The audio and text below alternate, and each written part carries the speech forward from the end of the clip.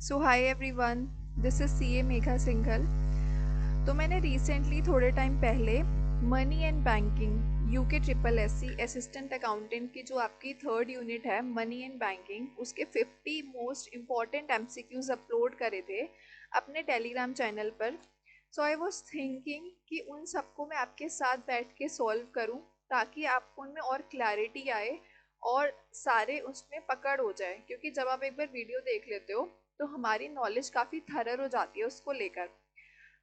But मेरे पास यहाँ पे मेरे साथ आज शिवम है, तो ये इकोनॉमिक्स के एमसीक्यूज आपको वो करवाने वाले हैं। मनी एंड बैंकिंग के जितने भी क्वेश्चंस होंगे वही आपके साथ बैठ के सॉल्व करेंगे। सो अभी शिवम आएंगे और वो आपको एमसीक्यूज कराना स्टार्ट करेंगे। सो शिवम,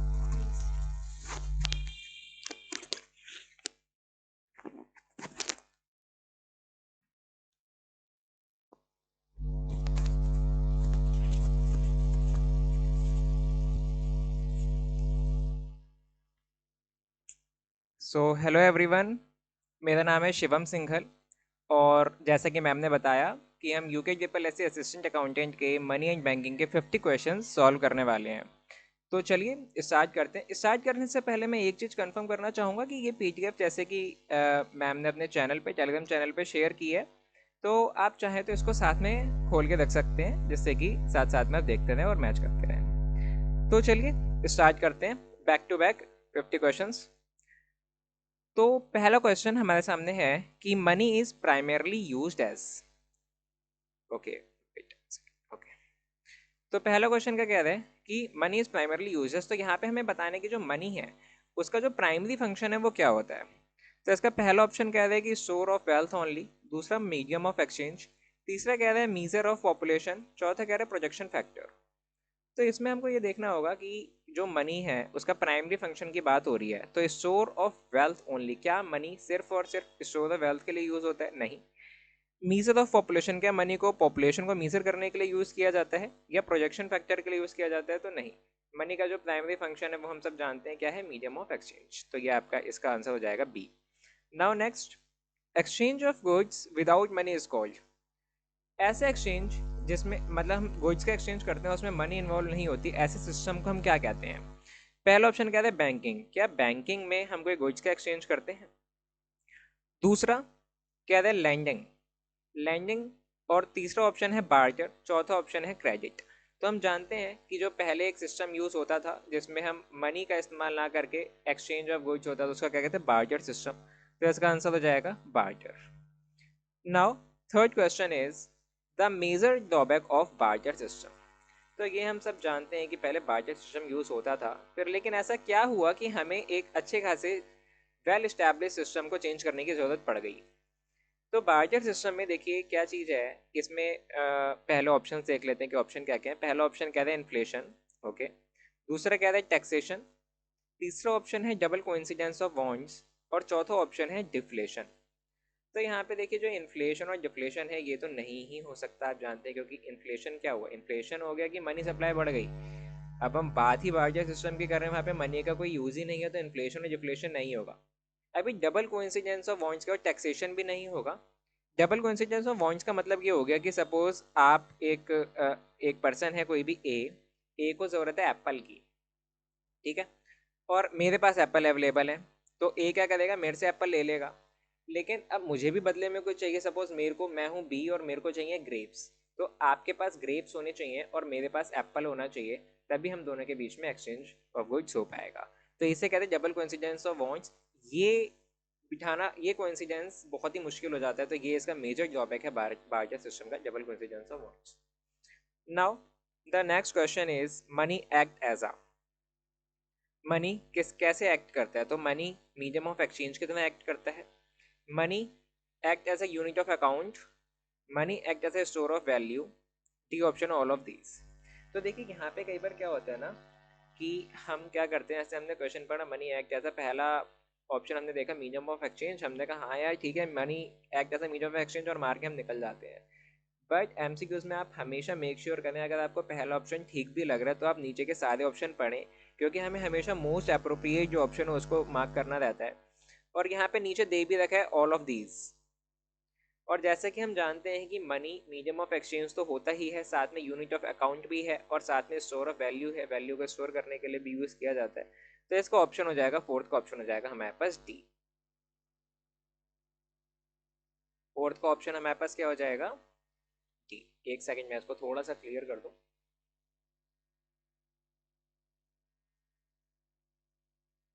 ओके, तो यहाँ पे हमारे पास थर्ड का मेजर जॉब, एक सेकंड, मेजर जॉब है बाइजेशन double coincidence of points. Okay, now our next question is fifth question. Fifth question क्या कह रहा है, which function of money allows future purchasing power to be preserved. Money का वो कौन सा फंक्शन है जो कि अलाउ करता है कि जो हमारी फ्यूचर परचेसिंग पावर है वो प्रिजर्व हो पाए। ऑप्शंस देखते हैं। पहला ऑप्शन कह रहा है यूनिट ऑफ अकाउंट। मनी का फंक्शन तो है, बट क्या ये अलाउ करता है हमारी परचेसिंग पावर को प्रिजर्व। दूसरा है स्टोर ऑफ वैल्यू। तीसरा है मीडियम ऑफ एक्सचेंज। चौथा है स्टैंडर्ड और डेफर्ड पेमेंट। अभी यहाँ पे क्या है, ये चारों ही फंक्शन मनी के फंक्शन है, लेकिन परचेसिंग पावर को इनमें से कौन सा फंक्शन है जो कि प्रिजर्व करेगा। तो देखिए, फ्यूचर परचेसिंग पावर का मतलब ये होगा कि हम कल को कोई चीज़ खरीद पा रहे हैं, तो इसमें अगर हम आज कोई चीज़ हम स्टोर अगर करेंगे, कोई हमारे पास वैल्यू है, कोई सम ऑफ अमाउंट, कोई अमाउंट है हमारे पास, उसको अगर हम आज स्टोर कर पाते हैं तो कल हम उसका यूज़ करके कोई ना कोई चीज़ परचेज करेंगे। तो इसका आंसर हो जाएगा, फिफ्थ का आंसर हो जाएगा store of value. Okay, understood. Now next question is a rise in income generally leads to. अगर हमारी इनकम बढ़ती है तो इनमें से क्या चीज है जो चीज होगी, इनमें से क्या आउटकम निकलेगा। पहला ऑप्शन कह रहा है फॉल इन मनी डिमांड। अगर हमारी इनकम बढ़ती है तो क्या मनी की डिमांड में कमी आएगी। इनकम के बढ़ने से कह रहे हैं कि मनी डिमांड बढ़ जाएगी, या कोई भी चेंज नहीं होगा, या फिर मनी सप्लाई कम हो जाएगी। देखिए, यहाँ पे सिंपल सा है कि कह रहे हैं कि जो हमारी इनकम है, इनकम जो है वो राइज हो गई है, ठीक है। अभी अगर इनकम राइज हो गई है तो इससे क्या होगा कि rise in fall in money demand तो नहीं। देखो, इनकम राइज हुई है, इसका मतलब क्या होगा कि अभी परचेसिंग पावर लोगों की बढ़ गई है। परचेसिंग पावर लोगों की बढ़ गई, लोगों के पास ज़्यादा पैसा है, तो वह ज़्यादा पैसा पे करने को तैयार हैं। दे आर विलिंग टू पे मोर फॉर द गुड्स। तो इससे क्या होगा कि इन्फ्लेशन राइज होगा, इन्फ्लेशन बढ़ेगा। लोगों के पास ज़्यादा पैसा है, ज़्यादा मनी सप्लाई है, तो इन्फ्लेशन होगा। अभी इन्फ्लेशन में क्या होता है कि मनी की डिमांड बढ़ जाती है, राइज इन मनी डिमांड। तो इनकम बढ़ने से क्या होगा, मनी की डिमांड बढ़ेगी। Next question, demand for money is negatively related to.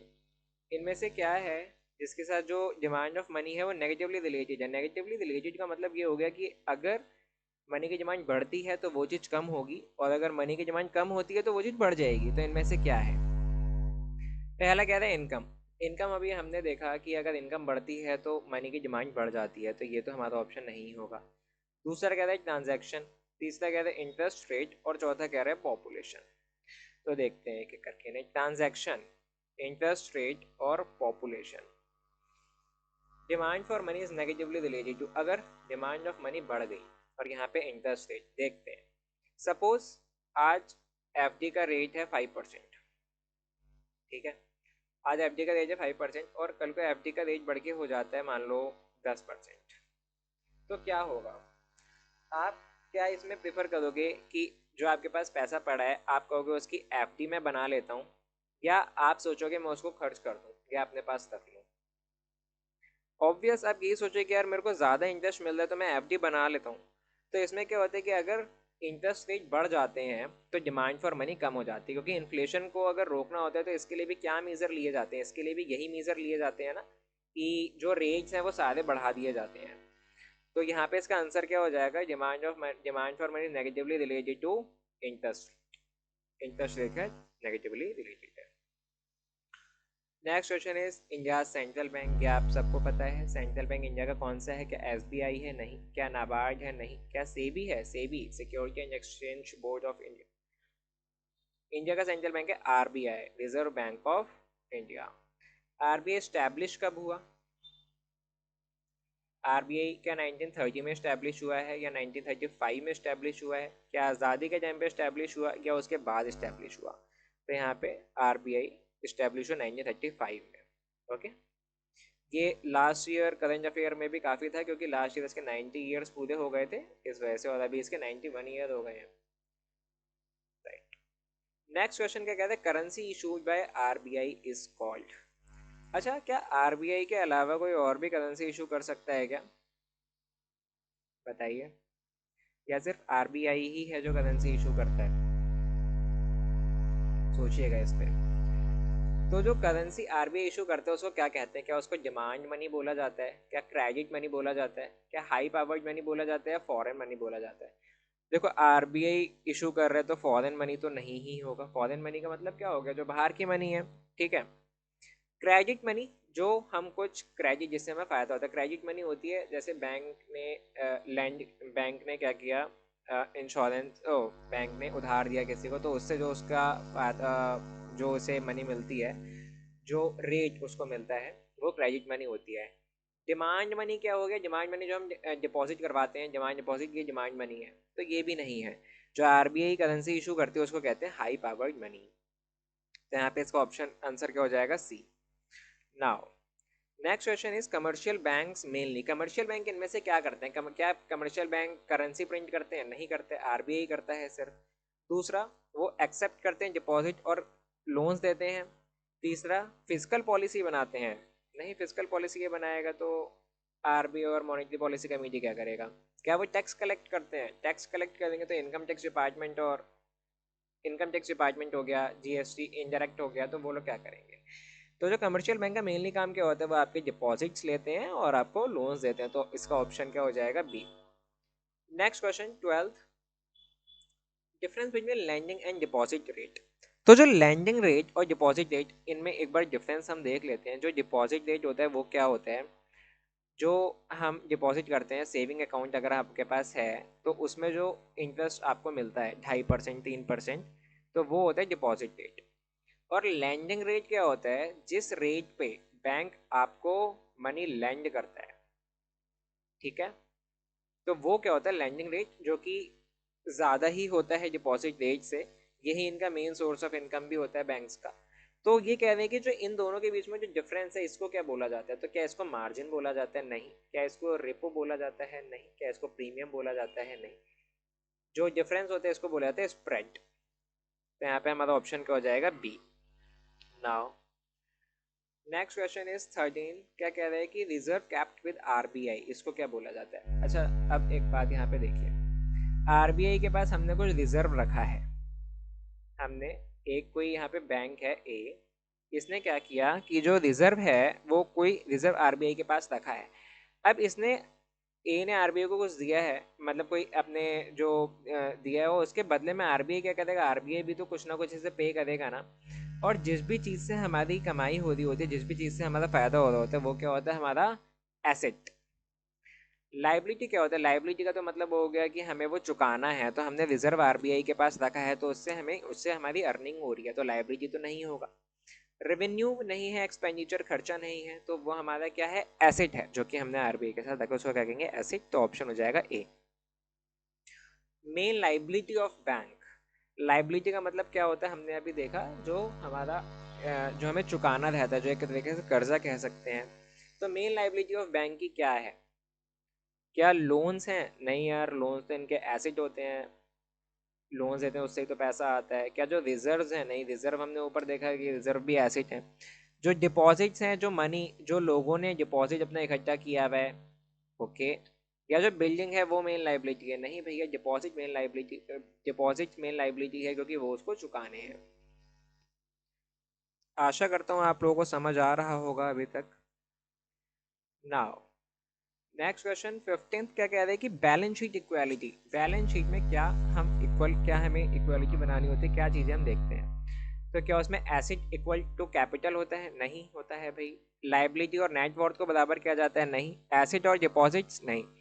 Balance sheet equality हम क्या करते हैं, एसेट बराबर लाइबिलिटी प्लस नेट वर्थ, तो इसका ऑप्शन क्या हो जाएगा, बी। नाउ 16th क्वेश्चन कह रहे हैं money creation by bank is based on, okay, money creation by bank is based on. अभी हमने एक ऊपर एक क्वेश्चन देखा था कि जो लैंडिंग रेट और डिपॉजिट रेट में डिफरेंस वाला है ना, और बैंक की लाइबिलिटी देखी थी, तो वहाँ पे हमने देखा था कि मेन सोर्स मनी इसका बैंक क्रिएशन का क्या होता है कि जो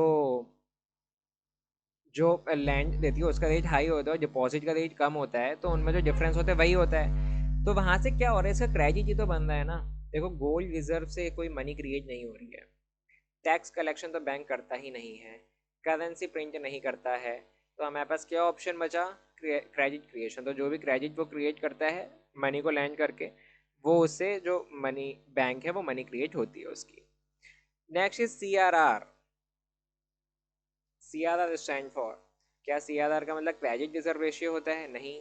क्या सेंट्रल रिजर्व रेशियो होता है? नहीं। क्या कैश रिकवरी रेशियो रेट होता है? नहीं।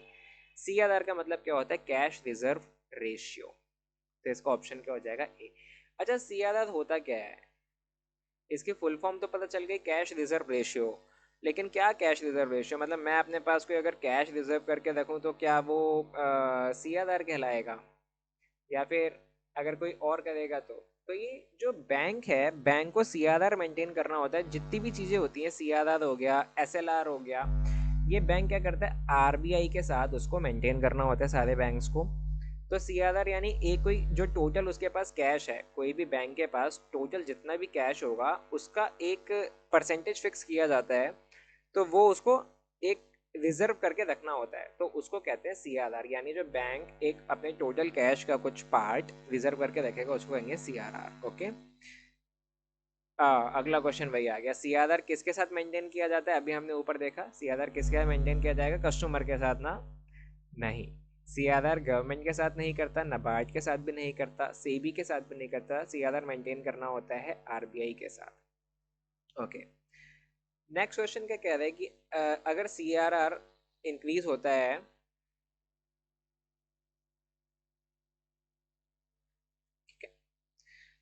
सीआरआर इंक्रीज होता है तो लैंडिंग कैपेसिटी पे क्या इफेक्ट पड़ेगा?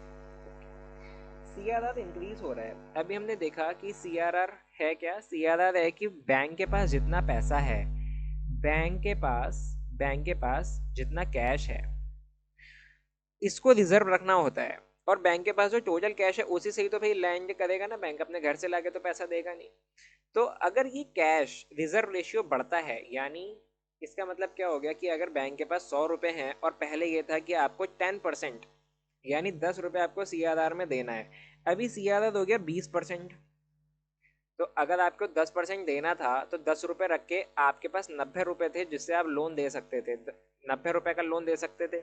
अभी सीआरआर बढ़ गया है, सीआरआर हो गया 20%, यानी आपको 20 रुपए अभी सीआरआर में रखने पड़ेंगे। आपके पास कितने रुपए बचे, 80 रुपए बचे, आप 80 रुपए लैंड कर सकते हो। तो यहाँ पे जो बैंक की लैंडिंग कैपेसिटी है उस पर क्या फर्क पड़ा, जो लैंडिंग कैपेसिटी है वो कम हो गई। तो अगर हमारा सीआरआर इंक्रीज होता है तो lending capacity will be decrease. Okay. Next question हमारा आ रहा है S L R stand for. तो हमने अभी ऊपर सी आर आर देखा, तो उसी के साथ हमने एस एल आर की भी बात की थी। तो एस एल आर क्या होता है, स्टैट्यूटरी लिक्विडिटी रेशियो या standard lending ratio, security liability ratio या सेविंग लाइबिलिटी रेशियो। तो एस एल आर क्या होता है, स्टैट्यूटरी लाइबिलिटी रेशियो। अच्छा, सी आर आर और एस एल आर में अंतर क्या होता है?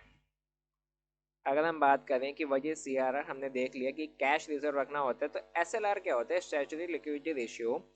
एस एल आर में ना कैश के साथ कुछ बॉन्ड, इसमें क्या होता है खाली कैश, और एस एल आर में क्या क्या चीज़ें होती हैं, कोई बॉन्ड हो गया, ठीक है, गोल्ड हो गया, सिक्योरिटी हो गई, तो ये सब भी काउंट होता है एस एल आर में। ठीक है। तो एस एल आर क्या होता है, statutory liquidity ratio. Now next question is money multiplier equals. Money multiplier आप सब जानते हैं कि मनी मल्टीप्लायर क्या होता है, मनी मल्टीप्लायर के इनमें से क्या फर्क, क्या वो सी आर आर के बराबर होता है? क्या बात कर रहे हो, क्या सी आर आर का स्क्वायर होता है या C R R plus one होता है? हम जानते हैं मनी मल्टीप्लायर क्या होता है, 1/CRR। Money multiplier is equal to 1/CRR। अच्छा, अब एक बात मेरे को बताइए, अगर सी आर आर कम होगा तो मनी मल्टीप्लायर बढ़ेगा या कम होगा? यहाँ पे हम सीधा सीधा देख पा रहे हैं इन्वर्सली प्रोपोर्शनल है, तो सी आर आर जो भी होगा उसका इन्वर्सली इम्पैक्ट पड़ेगा मनी मल्टीप्लायर पे। नेक्स्ट क्वेश्चन 22 पे आ चुके हैं, हमारी हाफ सेंचुरी होने वाली है टोटल नंबर ऑफ क्वेश्चंस की। अगर सी आर आर 20% है तो मल्टीप्लायर कितना होगा? फटाफट एवरीवन जल्दी से बताएंगे। आप, मैं, ऐसा मान के चल रहा हूँ कि आपके पास आप कॉपी पेन लेके बैठे होंगे, जल्दी से सॉल्व करें। अभी हमने ऊपर फॉर्मूला देखा कि मनी मल्टीप्लायर क्या होता है, 1/CRR होता है। यहाँ पे सी आर आर सॉरी कह रहे हैं कि 20% है, तो कितना होगा, फटाफट जल्दी से निकालें और बताएं। आशा करता हूँ आप लोगों का निकल गया होगा। तो 1/20% कितना होता है?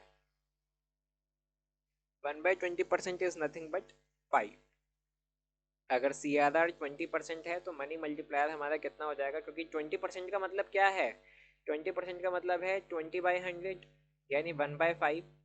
CRR हो गया 1/5, और जो है वो कितना है, 1/CRR यानी 1/5। ये 5 आ जाएगा ऊपर, आपका आंसर आ गया 5। Next question, with reserves 100 and CRR 20% total deposits। Okay, आपके पास रिजर्व है 100 रुपए का और जो CRR है वो है 20%। अब आपको बताना है कि टोटल डिपॉजिट आपका कितना होगा। चलिए,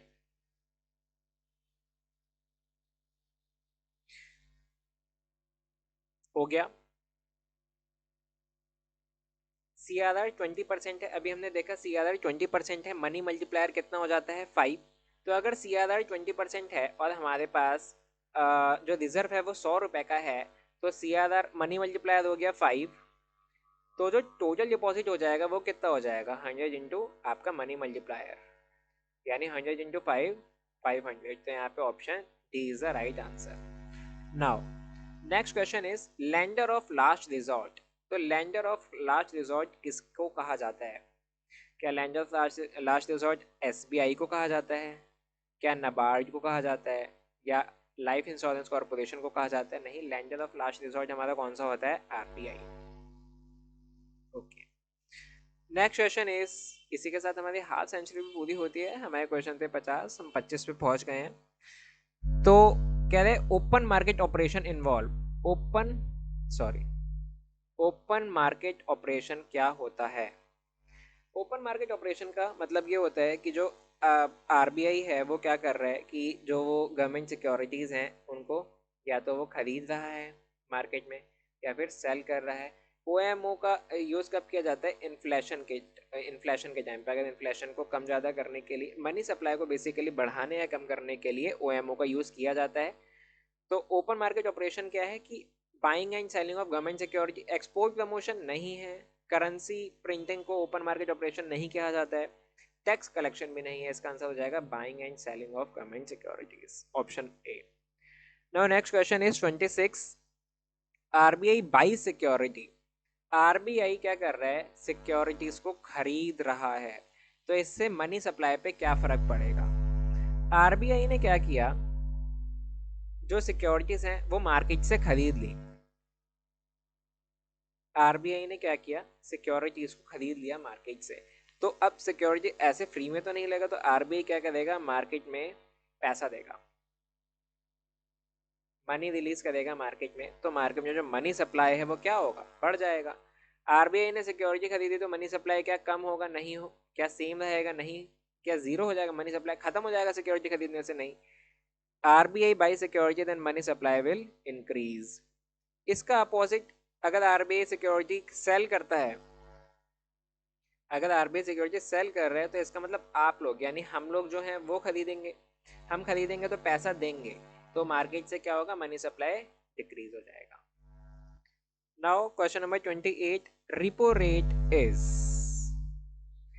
रिपो रेट इनमें से क्या होता है? क्या रिपो रेट डिपॉजिट रेट होता है? नहीं, वो हमने देखा कि डिपॉजिट रेट जो सेविंग अकाउंट पे हमको इंटरेस्ट मिलता है उसे कहते हैं। क्या टैक्स रेट है? नहीं। क्या एक्सचेंज रेट है? नहीं। रिपो रेट है RBI lends to bank, RBI lends to bank, जो RBI बैंक को लैंड करता है उसे कहते हैं रिपो रेट। अच्छा, रिपो रेट के बारे में यहाँ पे थोड़ी सी चलिए बातें करते हैं। रिपो रेट, रिपो रेट क्या है कि सपोज बैंक है, अभी बैंक का क्या हुआ कि बैंक के पास पैसों की थोड़ी कमी हो गई, तो अब बैंक क्या करेगा, RBI के पास जाएगा और RBI के पास कहेगा कि यार मेरे पास थोड़ी सी सिक्योरिटीज़ हैं, वो आप क्या करो मेरे से ले लो। तो सिक्योरिटीज़ वो RBI को दे देगा और RBI से वो कुछ पैसे उधार ले लेगा, ठीक है। अब इन पैसों पे आरबीआई को वो इंटरेस्ट भी देना पड़ेगा, लेकिन यहाँ पे क्या है, जो इसने सिक्योरिटी उसके पास रखी है ना, तो इसके पास बैंक का ये ऑब्लिगेशन है कि इन सिक्योरिटीज को वो रीपरचेज करेगा आरबीआई से। तो बैंक बैंक के ऊपर क्या है, रीपरचेज ऑप्शन कह लो या फिर ऑब्लिगेशन कह लो। तो यहां से हमारे निकल के आता है रिपो, REP। तो रिपो रेट क्या है कि जो आरबीआई जो मनी लैंड करता है बैंक्स को, उसको कहते हैं रिपो रेट। इसका ही रिवर्स होता है एक रिवर्स रिपो रेट। उसमें क्या है कि बैंक जो है वो आरबीआई को पैसा दे रहे हैं। यहाँ पे बैंक पैसा ले रहा था, यहाँ पे बैंक जो है पैसा दे रहे हैं। अब आप बोलोगे आरबीआई को क्या जरूरत पड़ गई बैंक से पैसा लेने की।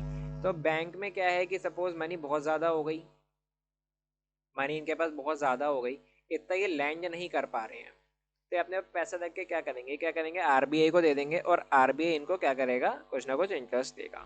तो यहाँ पे ये हो गया रिपो रेट और रिवर्स रिपो रेट। अच्छा, यहाँ पे एक और चीज़ आती है,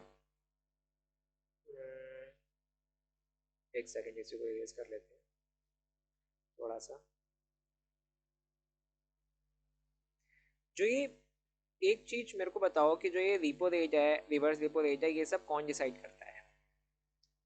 एक बहुत ही इंपॉर्टेंट यहाँ पे आपका जो एक करंट अफेयर का टॉपिक यहाँ पे बनता है, मॉनेटरी पॉलिसी कमेटी। एक मॉनेटरी पॉलिसी कमेटी होती है जिसमें इसके बारे में आपको पढ़ना है, ठीक है, क्योंकि यही डिसाइड करता है कि रिपो रेट क्या होगा, रिवर्स रिपो रेट क्या होगा। तो एमपीसी में ना, इसका कॉन्स्टिट्यूशन पहली बार देखें तो क्या होता है, 6 मेंबर होते हैं इसके अंदर। एमपीसी में 6 मेंबर होते हैं, जिसमें 3 मेंबर तो होते हैं आरबीआई के और 3 मेंबर किसके होते हैं, गवर्नमेंट के, यानी गवर्नमेंट उन्हें अपॉइंट करता है, ठीक है। तो ये हो गया कॉन्स्टिट्यूशन इसका, 6 मेंबर इसके हो गए। 6 मेंबर टोटल हैं, 3 आरबीआई के, इसमें आरबीआई के गवर्नर हैं और 2 मेंबर आरबीआई से और हैं, बाकी 3 मेंबर इसमें गवर्नमेंट के हैं। ये लोग डिसाइड करते हैं कि रिपो और रिवर्स रिपो रेट क्या होने वाला है, और ना खाली रिवर्स और रिवर्स रिपो रेट बल्कि सारे रेट को ये डिसाइड करते हैं, ठीक है। तो अभी रिसेंटली ही एक एमपीसी की बैठक हुई थी जिसमें इन्होंने जो रिपो रेट था 5.25% उसी को ही रखा है, उसमें कोई चेंज नहीं किए। तो चलिए हम बढ़ते हैं अपने अगले एमसीक्यू की तरफ। अगला एमसीक्यू क्या है, reverse repo rate refers to. Repo rate का हम सारा कंसेप्ट समझ चुके हैं, वैसे रिलेटेड जो भी क्वेश्चन आएगा हम उसको बहुत ही आराम से कर लेंगे। तो RBI borrowing from bank, repo rate क्या था कि आरबीआई लेंड्स टू बैंक, अब आरबीआई बोरोइंग फ्रॉम बैंक। अब आरबीआई क्यों बोरो कर रहा है ये आप समझ चुके हैं, बैंक के पास एक्स्ट्रा पैसा हो जाता है वो रखता है वो आरबीआई के पास, तो इसका आंसर हो जाएगा ए। आरबीआई की लैंडिंग नहीं है, वो तो रिपो होता है, गवर्नमेंट बोरोइंग नहीं है, फॉरेन बोरोइंग नहीं है। 30th क्वेश्चन क्या कहते हैं, bank rate. Is bank rate क्या होता है, आरबीआई का लॉन्ग क्या सेविंग रेट हम देख चुके हैं क्या होता है, टैक्स रेट हम देख चुके हैं क्या होता है, बॉन्ड रेट भी नहीं है। आरबीआई का ये क्या है, आरबीआई का लॉन्ग टर्म लैंडिंग रेट है। तो इसे आप एलिमिनेशन से भी सॉल्व कर सकते हैं। मान लिया आपको नहीं पता बैंक रेट क्या है, बट आपको ये पता है कि सेविंग रेट क्या है, टैक्स रेट क्या है और बॉन्ड रेट क्या है, तो इन सबको हमने हटा दिया, आंसर हो गया A. Question number 31, transaction demand depends on. Okay, तो यहाँ पे एक और कंसेप्ट आता है कि जो मनी है इसकी दो तरीके की डिमांड होती है। एक होती है इसकी ट्रांजैक्शन डिमांड और एक होती है स्पेकुलेटिव डिमांड। स्पेकुलेटिव डिमांड का क्वेश्चन अभी नीचे आ जाएगा, अभी तक अगर नहीं आया तो ये बहुत ही ज़रूरी है कंसेप्ट है। इसमें ना कई बार ऐसे क्वेश्चन आ जाते हैं कि अगर मान लो इंटरेस्ट रेट बढ़ गया तो ट्रांजैक्शन डिमांड पे क्या इम्पैक्ट पड़ेगा, स्पेकुलेटिव डिमांड पे क्या इम्पैक्ट पड़ेगा। तो ट्रांजैक्शन डिमांड तो वही होगी जो डे टू डे लाइफ में हम ट्रांजैक्शन करते हैं, तो उसके लिए जो हमें पैसों की ज़रूरत है, ट्रांजैक्शन डिमांड हो गई। स्पेकुलेटिव डिमांड क्या होता है, स्पेकुलेशन का मतलब क्या है, स्पेकुलेशन का मतलब क्या होता है, अंदाज़ा लगाना, अनुमान किसी चीज़ का, कि कल को स्पेकुलेटिव डिमांड की, कल को डिमांड मनी की जो डिमांड है वो बढ़ेगी कम होगी, ये होता है स्पेकुलेशन, ठीक है। तो ये किस पे डिपेंड करता है, ये डिपेंड करता है इंटरेस्ट रेट पे, कि इंटरेस्ट रेट क्या चल रहा है, उस पर डिपेंड करेगा ना कि हम पैसे का क्या करेंगे, इस पर कि पैसे की डिमांड मार्केट में बढ़ेगी कम होगी। तो चलिए देखते हैं कि आगे आएगा तो इसको देखेंगे। अभी के लिए हम अपने फोकस करते हैं क्वेश्चन पे। तो मेन चीज क्या है कि मनी की दो डिमांड होती है, ट्रांजैक्शन डिमांड और स्पेकुलेटिव डिमांड। यहाँ पे क्या transaction demand depends on, transaction demand किस पे डिपेंड करती है, क्या वेदर पे, आज बारिश है ट्रांजैक्शन डिमांड बढ़ जाएगी, क्या डेंसिटी पे या गोल्ड प्राइस पे। तो ट्रांजैक्शन डिमांड हमारी डिपेंड करती है इनकम पे, अगर इनकम ज़्यादा है ट्रांजैक्शन डिमांड ज़्यादा होगी, इनकम कम है ट्रांजैक्शन डिमांड कम हो जाएगी। नेक्स्ट क्वेश्चन है velocity of money, money velocity से आपका क्या तात्पर्य है। प्रिंटिंग स्पीड क्या मनी वेलोसिटी ऑफ मनी होती है, number of times money changes hands, या फिर इंटरेस्ट रेट या इन्फ्लेशन। तो हम जानते हैं वेलोसिटी ऑफ मनी क्या है, यानी मनी का वेग। ये क्या होता है, number of time money changes hand, की कितनी तेजी से कितनी बार जो मनी है वो हैंड चेंज कर रही है, इसे कहते हैं वेलोसिटी ऑफ मनी। आ गया हमारा स्पेकुलेटिव डिमांड का concept. Speculative demand is related to, किससे रिलेटेड है, क्या सिर्फ इनकम से रिलेटेड है, इनकम से रिलेटेड हमने देखा ट्रांजैक्शन डिमांड होता है तो ये नहीं है। पॉपुलेशन से रिलेटेड है क्या स्पेकुलेटिव डिमांड, नहीं है। एक्सपोर्ट से रिलेटेड है, नहीं है। इंटरेस्ट रेट से रिलेटेड है, इंटरेस्ट रेट पे ही डिपेंड करती है speculative demand of money. Next question 34, speculative demand and interest rate are. तो यहाँ पे इसको देखिए समझने का प्रयास कीजिए, बहुत ही एक ज़रूरी कंसेप्ट है। सपोज आज इंटरेस्ट रेट कुछ चल रहा है, ठीक है, आज इंटरेस्ट रेट हाई है, आप मान लीजिए इंटरेस्ट रेट आज क्या है, हाई है। तो आज हाई है और हमें पता चलता है कि यार कल इंटरेस्ट रेट कम होने वाला है। अगर इंटरेस्ट रेट कम होने वाला है तो हम क्या करेंगे, आज अपने पैसे को हम बैंक में रख देंगे या बैंक से निकालने की कोशिश करेंगे, यार कल तो इंटरेस्ट रेट कम हो जाएगा, आज हाई है, आज ही पैसे को बाहर निकाल लो, आज ही पैसे को क्या करो, बाहर निकाल लो। ये क्या हुआ, ये ना,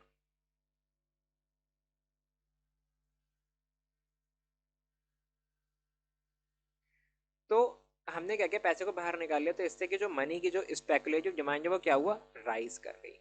अच्छा, इसी की तरह इसका अपोजिट अगर देखें, आज हमने मान लिया कि इंटरेस्ट रेट जो है वो कम है, कल को इंटरेस्ट रेट बढ़ने वाला है, तो हम क्या करेंगे कि जो हमारा पैसा हमारे पास होगा, अगर हमें 100 करने होंगे ना तो हम सोचेंगे यार चल 150 कर देते हैं, बैंक में डाल देते हैं, इंटरेस्ट रेट ज़्यादा आ रहा है, तो इससे क्या होगा, स्पेकुलेटिव डिमांड कम हो गई।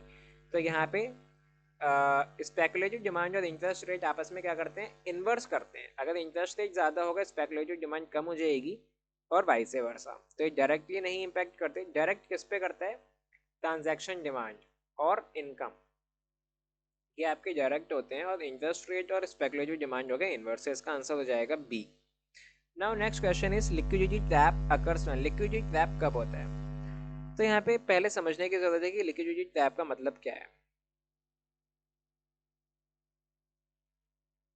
ऑप्शन क्या कह रहे हैं, liquidity trap occur when interest high, जब इंटरेस्ट हाई होंगे तो लिक्विडिटी ट्रैप होगा, इंटरेस्ट मिनिमम होगा, मनी सप्लाई जीरो हो जाएगी, या CRR 100% हो जाएगा। देखो लिक्विडिटी ट्रैप एक कंसेप्ट है जो कि क्या कहता है कि इसमें जो इंटरेस्ट है ना वो हो जाता है मिनिमम, मतलब कम से कम, हो सकता है जीरो हो जाए। तो इसमें क्या होगा, जब इतना कम इंटरेस्ट रेट हो जाएगा तो लोग क्या करेंगे, अपना पैसा बैंक से बाहर निकाल लेंगे और उसको होल्ड कर लेंगे। मतलब होल्ड करने का मतलब क्या है कि क्या वो स्पेंड कर रहे हैं, नहीं वो स्पेंड भी नहीं कर रहे। क्या वो इन्वेस्ट कर रहे हैं, नहीं वो इन्वेस्ट भी नहीं कर रहे। उन्हें पैसा अपने आप अपने पास रख लिया कि कल को पता नहीं क्या हो जाएगा, कल को कैलामिटी आ जाए, कैटेस्ट्रॉफ हो जाए तो हमें उससे पैसे की ज़रूरत रहेगी। तो लिक्विडिटी ट्रैप ये होता है कि आपने पैसा को होल्ड कर लिया। तो ये कब होगा, जब इंटरेस्ट रेट मिनिमम हो जाएगा, ना कि इंटरेस्ट रेट हाई में नहीं, मनी सप्लाई जीरो में नहीं, CRR 100% पे नहीं। ठीक है, next question, bond price and interest rate. अब इनमें क्या रिलेशन है, बॉन्ड प्राइस और इंटरेस्ट रेट। देखिए यहाँ पे ना बॉन्ड का कंसेप्ट समझना बहुत जरूरी है।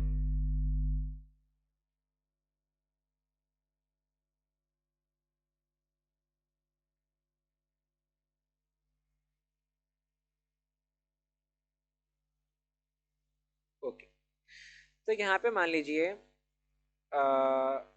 ये एक बॉन्ड है, बॉन्ड गवर्नमेंट इशू करती है, ये बॉन्ड है 100 रुपए का। अभी क्या है ना कि जो बॉन्ड का प्राइस है ये फ्लक्चुएट करता है जो बॉन्ड का प्राइस है ये फ्लक्चुएट करता है। अभी बॉन्ड का प्राइस 100 रुपए है और इस पे वो कह रहे हैं हम आपको 10% का इंटरेस्ट देंगे।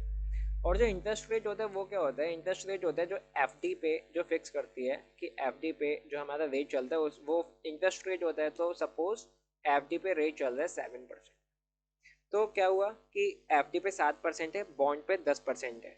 तो हमने क्या किया, मान लिया सपोज हमने आज बॉन्ड खरीद लिया, ये एक हमने बॉन्ड खरीद लिया 100 रुपये का जिस पर 10% इंटरेस्ट रेट है, यानी कल को हमें ये 1 साल का बॉन्ड है तो हमें 110 रुपये मिलेंगे। अभी क्या हुआ, एफडी का रेट बढ़ के कल को हो जाएगा सपोज 11% हो गया, ठीक है। तो 11% हो गया, तो अभी यहाँ पे क्या हुआ ना कि ये जो बॉन्ड का प्राइस है ये क्या हो जाएगा, कम हो जाएगा। यानी अब अगर कोई पर्सन इसको खरीदना चाहे तो यार कोई अगर नया पर्सन खरीदेगा वो 100 रुपये में क्यों खरीदेगा, कहेगा मैं रिस्क भी लूँ, क्योंकि एफडी सबसे ज़्यादा रिस्क फ्री है, बॉन्ड में थोड़ा बहुत तो रिस्क है ही, कहेगा मैं रिस्क भी लूँ और जो इंटरेस्ट है वो भी मुझे एफडी से कम मिल रहा है। तो वो क्या करना पड़ेगा, अगर आप सेल करो या कोई और भी खरीदे तो इसे 100 रुपये से कम में बेचना पड़ेगा। तो सपोज आपने 90 में बेचा, तो इससे क्या हुआ, इंटरेस्ट रेट एक तरीके से बढ़ गया ना। आपको पहले 100 रुपये पे 110 मिल रहे थे, अब आपको 90 पे 110 रुपये मिल रहे हैं। तो यहाँ पे क्या निकल के आया कि जो बॉन्ड प्राइस और इंटरेस्ट रेट हैं क्या वो पॉजिटिव हैं, क्या इंटरेस्ट रेट बढ़ रहा है तो बॉन्ड का प्राइस भी बढ़ रहा है, नहीं, हमने देखा नहीं हो रहा है। क्या उनमें कोई भी रिलेशन नहीं है, बिल्कुल रिलेशन है। क्या वो इन्वर्स हैं, हाँ वो इन्वर्स है, इंटरेस्ट रेट बढ़ रहा है तो बॉन्ड का प्राइस कम हो रहा है, ठीक है। तो बॉन्ड प्राइस इंटरेस्ट रेट में क्या हो गया, ऑप्शन इसका सी इनवर्स। ये आशा करता हूँ आपको समझ आया होगा कंसेप्ट बॉन्ड प्राइस और इंटरेस्ट रेट का। नेक्स्ट क्वेश्चन है, fight money derives value from. तो फाइट मनी कैसे अपनी वैल्यू डिराइव करता है, क्या गोल्ड से, नहीं, सिल्वर से, नहीं, गोल्ड सिल्वर नहीं, फॉरेक्स ओनली, नहीं। तो फाइट मनी किससे डिराइव करता है, गवर्नमेंट गारंटी, गवर्नमेंट की गारंटी है कि मैं वचन देता हूँ, नोट पे लिखा होता है ना, तो ये गवर्नमेंट की गारंटी है। तो इसका फाइट मनी का मतलब क्या होता है, गवर्नमेंट गारंटी। तो इसका ऑप्शन नंबर बी इसका राइट हो जाएगा। Question number 38, legal tender means, legal tender का मतलब क्या है कि आप मना नहीं कर सकते। अगर मेरे पास 500 रुपये का नोट है मैं आपको दूं तो आप उसे रिफ्यूज़ नहीं कर सकते। लीगल टेंडर का मतलब फॉरेन करेंसी नहीं है, गोल्ड ओनली नहीं है, you legal tender means must be accepted, आपको एक्सेप्ट करना पड़ेगा। क्वेश्चन नंबर 39 है, demand deposits are. Demand deposits क्या होते हैं, क्या डिमांड डिपॉजिट लीगल टेंडर है, क्या demand deposit non legal tender है, क्या वो फॉरेन डिपॉजिट है, क्या गवर्नमेंट डिपॉजिट्स है। तो देखो यहाँ पे गवर्नमेंट डिपॉजिट तो नहीं है, हम जानते हैं कि डिमांड डिपॉजिट गवर्नमेंट डिपॉजिट नहीं होगा, ना ही फॉरेन डिपॉजिट होगा। हमारा डाउट आता है क्या वो लीगल टेंडर है या फिर वो नॉन लीगल टेंडर है। तो देखिए जो डिमांड डिपॉजिट होता है ना, ये होता है, इसे ऑप्शनल बोला जाता है, ठीक है। तो डिमांड डिपॉजिट क्या है, लीगल टेंडर नहीं, डिमांड डिपॉजिट जो है नॉन लीगल टेंडर, क्योंकि ये हमारी डिमांड पे हम वहाँ से पैसा बैंक से निकाल सकते हैं जो हमने डिपॉजिट कर रखा है। तो ये चीज़ है नॉन लीगल टेंडर, या फिर इसे ऑप्शनल भी बोला जाता है, इन दोनों में से कोई भी एक हो जाएगा। Next question, M1 consist of, okay यहाँ पे हमारा क्या आ गया, M1 M2 M3 M4। फटाफट सब लोग अपने कॉपी में चारों चीज़ें लिख लो एक बार कि M1 क्या होता है, M2 क्या है, M3 क्या है और M4 क्या है। जितने भी क्वेश्चन होंगे वो फटाफट इससे बन जाएंगे। तो M1 क्या है, M1 जितनी भी सर्कुलेटिंग करेंसी है वो, और जो भी डिमांड डिपॉजिट है हमारा bank, demand deposit with bank, ये आ जाता है हमारा M1।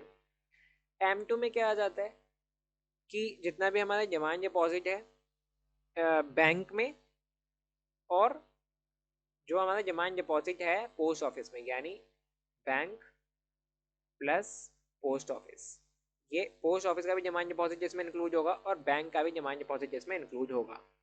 M3 क्या आ जाता है, M3 का मतलब है M1 और जो भी टाइम डिपॉजिट है। आप डिमांड डिपॉजिट और टाइम डिपॉजिट में फर्क समझते हैं ना, टाइम डिपॉजिट का मतलब हो गया FD RD, ये सब टाइम डिपॉजिट हो गया। और डिमांड डिपॉजिट जो सेविंग अकाउंट हो गया, करंट अकाउंट हो गया, सैलरी अकाउंट हो गया, वो सब डिमांड डिपॉजिट में आ जाता है। तो जो भी इसमें M1 है और जो नेट टाइम डिपॉजिट्स हैं, जो नेट टाइम डिपॉजिट्स हैं बैंक के साथ, वो आ जाता है M3 में। M4 क्या हो जाता है, M3 plus all deposits with post office. तो ये हमारा M1 M2 M3 M4 हो गया। इसमें जो M1 होता है, ये आप देख ही पा रहे हैं कि सबसे ज़्यादा जो लिक्विडिटी है वो कहाँ पे होगी, M1 में होगी।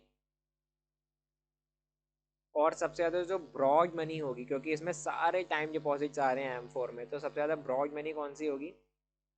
M4 होगी। और सबसे ज़्यादा नैरो कौन सी होगी? M1 होगी।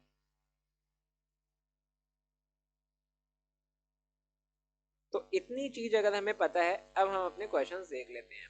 पहला क्या था? M1 कंसिस्ट ऑफ, M1 में क्या currency plus demand deposit, currency plus time deposit? नहीं, टाइम डिपॉजिट नहीं है, हमने देखा टाइम डिपॉजिट शुरू होते हैं M3 में। करेंसी ओनली नहीं, डिमांड डिपॉजिट ओनली नहीं, M1 में है करेंसी और डिमांड डिपॉजिट दोनों। M2 इक्वल्स, M2 में क्या क्या आ जाएगा? M1 और पोस्ट ऑफिस के सेविंग डिपॉजिट। टाइम डिपॉजिट तो नहीं है, क्योंकि हमने देखा वो ब्रॉड मनी के कंसेप्ट होते हैं। ब्रॉड मनी हमारी कौन कौन सी होती है? M3 और M4। तो जिसमें टाइम डिपॉजिट आ रहा है तो वो ब्रॉड मनी हो जाएगी, और ब्रॉड मनी M3 M4 है, तो M2 में टाइम डिपॉजिट तो हो ही नहीं सकता। गोल्ड की तो कहीं बात ही नहीं हुई है, करेंसी ओनली नहीं, तो हमारा M1 और पोस्ट ऑफिस की सेविंग डिपॉजिट्स। नेक्स्ट है 43, M3 इक्वल्स टू, M3 में क्या क्या चीज़ें हैं? तो M3 में M2 प्लस गोल्ड है? नहीं भैया, गोल्ड नहीं है। करेंसी ओनली नहीं है। M4 minus M1। M3 में क्या है? M1 है और नेट टाइम डिपॉजिट्स है, यानी जो टाइम डिपॉजिट है वो भी M1 में M3 में इंक्लूड होंगे। मोस्ट यूज्ड मीजर कौन सा है इन चारों में से? अब देखते हैं। M1, M2, M3, M4। M1 क्या है? जिसमें डिमांड डिपॉजिट्स हैं। ओके। M2 क्या है? बैंक, पोस्ट ऑफिस के भी डिमांड डिपॉजिट है, सेविंग अकाउंट, सेविंग डिपॉजिट्स हैं। M3 में क्या है कि M1 है पूरा, यानी पूरी सर्कुलेटिंग करेंसी है और पूरा डिमांड डिपॉजिट है, और नेट टाइम डिपॉजिट भी हैं, जो FDs हैं वो भी हैं। और M4 में क्या आ जाता है? M3 और पोस्ट ऑफिस के डिमांड डिपॉजिट, टाइम डिपॉजिट, सब कुछ। तो जो हमारा जो मोस्ट यूज्ड मीजर हमारे यहाँ पे कौन सा हो गया? M3। सबसे ज़्यादा जो हमारा इसको यूज़ किया जाता है M3 को यूज़ किया जाता है option number C. Option C is the right answer. Okay. Now 44, broad money. Broad money अभी हमने देखा कौन कौन सी है? M3 और M4 है। M1 M2 तो नैरो मनी है। M1 M2 क्या है? नैरो मनी है। मोस्ट लिक्विड मीजर हमने देखा, सबसे ज़्यादा ये ब्रॉड है, ये नहीं हो सकता, ये ब्रॉड है, सब इसमें टाइम डिपॉजिट आ गया तो ये भी नहीं होगा, तो M1 हमारा सबसे ज़्यादा लिक्विड है। लिक्विड का मतलब क्या है कि हम किसको सबसे जल्दी कैश में कन्वर्ट कर सकते हैं, तो वो हमारा हो जाता है लिक्विडिटी। Now 46, demonetisation announcement. ये हम सबको पता है, डिमोनेटाइजेशन कब हुआ है? 2016 में हुआ था। नोट डिमोनेटाइज, अब कौन कौन से नोट बंद हुए थे इसमें? 100 और 500 के हुए थे क्या? या 1000 2000 के हुए थे क्या? 2000 तो तब था ही नहीं, 200 का नोट था ही नहीं, तो हमारे पास ऑप्शन क्या बचा? 500 और 1000। 500 और 1000 के नोट बंद किए गए थे। 48, cashless economy relies on. Cashless economy क्या गोल्ड पे रिलाई करती है? नहीं। बार्टर सिस्टम, कैशलेस इकोनॉमी का मतलब बार्टर सिस्टम है? नहीं, बार्टर सिस्टम तो खत्म हो चुका है, जा चुका है। कैशलेस इकोनॉमी फॉरेन करेंसी है क्या? कैशलेस इकोनॉमी का मतलब डॉलर में हम ट्रेड करना शुरू कर दें तो उसे कैशलेस इकोनॉमी कहेंगे? नहीं। कैशलेस का मतलब क्या है? डिजिटल ट्रांजैक्शन, जो हम फ़ोन से करते हैं, जो हम पेटीएम का यूज़ करते हैं, जो हम फ़ोन पे का यूज़ करते हैं, तो ये सब हमारे क्या होते हैं? डिजिटल ट्रांजैक्शन, जो हम UPI ID का यूज़ करके जिनको करते हैं, तो ये होगा हमारे कैशलेस इकोनॉमी कही जाती है, digital transaction. Question number 49, not a function of RBI। इनमें से RBI का क्या फंक्शन नहीं है? नॉट पे एम्फेसाइज करेंगे। इशू करेंसी है भैया, RBI करता है इशू। बैंकर जो थी गवर्नमेंट का बैंकर होता है भाई। कस्टोडियन ऑफ फॉरेक्स, फॉरेक्स का कस्टोडियन है, फॉरेक्स का कस्टोडियन और कौन होगा? RBI ही होगा, तो ये भी होता है।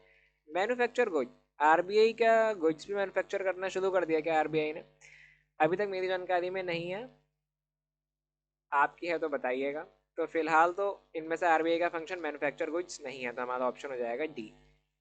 नेक्स्ट और last question of the day, if CRR rise from 20 to 25%, तो मल्टीप्लायर का क्या होगा? अभी हमने ऊपर देखा था कि जो मनी मल्टीप्लायर है वो क्या होता है? 1/CRR।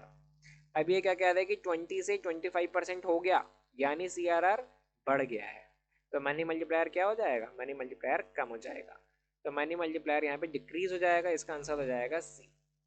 तो 50 का आपका आंसर क्या हो गया? सी। इसी के साथ हमारे जो 50 MCQs के इकनॉमी की सीरीज़ है ये पूरी होती है। इसमें अगर आपको कोई भी डाउट होता है तो आप वो प्लीज़ कमेंट सेक्शन में बता सकते हैं। अगर कोई क्वेश्चन समझ नहीं आया हो या फिर आपको अगर किसी ऑप्शन में डाउट हो तो वो आप please do let me know in the comment section. तो आज के सेशन को यहीं एंड करते हैं। Thank you so much.